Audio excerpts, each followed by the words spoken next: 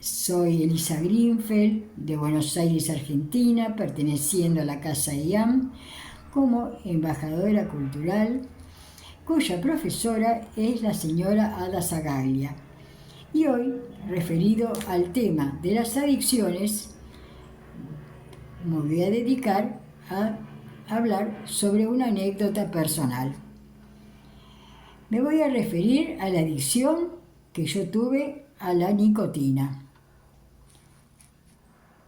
La culminación de una etapa del inicio de ingreso a la a la Facultad de Medicina, fue quizás el chispazo de un encendedor y ver a un cigarrillo atrayendo mi atención, que quise probar qué se sentía aspirar ese humo. Ese fue el primero. Y luego, sí, fueron muchos más. En la etapa universitaria, el cigarrillo era nuestro compañero. Era inseparable para pasar las noches estudiando, y así pasaron los años. Sin darme cuenta, eran 20 cigarrillos por día. Pero algo me llamó la atención, porque al quedar embarazada, en ese periodo, tuve el primer rechazo al cigarrillo. No podía ni oler el humo. Mi sorpresa fue que luego del nacimiento de mi hija comencé a sentir la necesidad de fumar y cada día consumir hasta más de 20. Ya comenzaban las tareas matinales y a la tarde el primer paquete se consumía. Las guardias en el hospital, sobre todo las nocturnas, colaboraron para que mantenernos despiertos y así apostrados con la compañía del cigarrillo. No me explico cuál fue el motivo, pero creo que ahí me di cuenta de mi adicción. No podía dejar de pensar en el paquete, que ya se estaba terminando. No pasaba una hora sin llamar para sentir su ausencia y volver a reponer otro paquete. Cuando luego de unos casi 15 años comencé a tener cierta dificultad para respirar. Y ahí es donde empecé a darme cuenta de que algo raro estaba sucediendo. Cada vez fueron los dolores de cabeza más intensos y ya casi no podía dormir.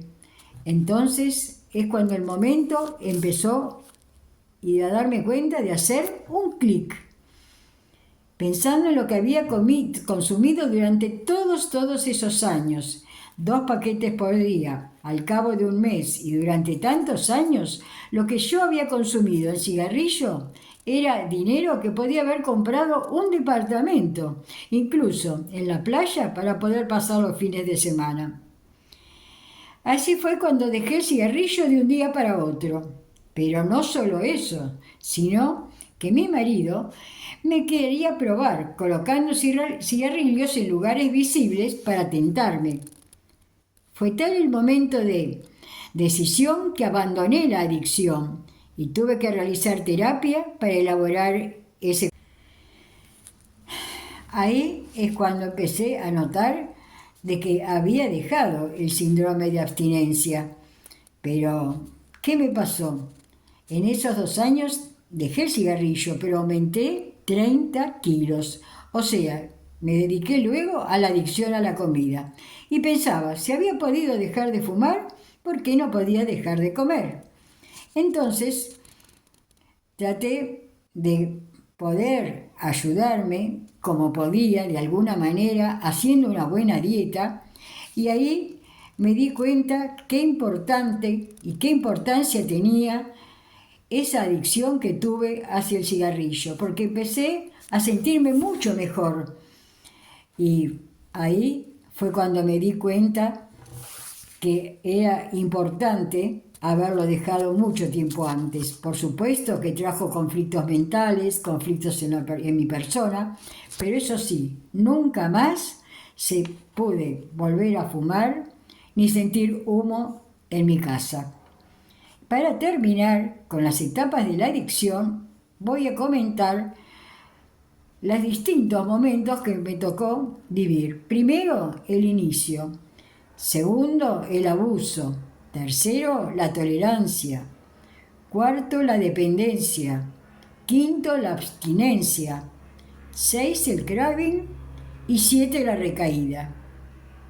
Muchas gracias. Deseo que esto sea para poder tener todos conocimiento de lo que nos produce la adicción en nuestro organismo y a la salud mental.